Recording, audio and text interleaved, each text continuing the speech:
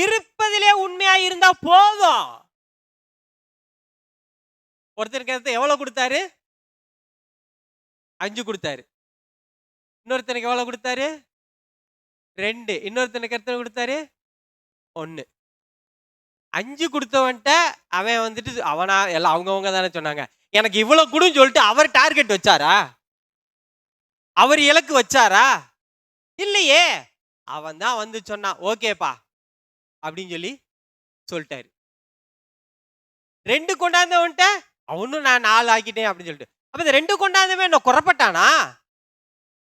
5க்கும் 2க்கும் எத்தனை பங்கு வித்தியாசம்? பாதிக்கும் கீழே தானே. அவன் குறைப்பட்டுக்கிட்டா உட்காந்துட்டு இருந்தா, அவனும் 2 மடங்கு ஆக்கிட்டான். அதையே 2 ஆக்குனாங்க. அது யூனிஃபார்மா வந்திருக்குது, எனக்கு தெரியல. அவனும் 2 மடங்கு ஆக்கிக்கிட்டான், இவனும் 2 மடங்கு ஆக்கிட்டான். 1 வாங்கின மட்டும்தான் குறைப்பட்டு இருக்கிறான்.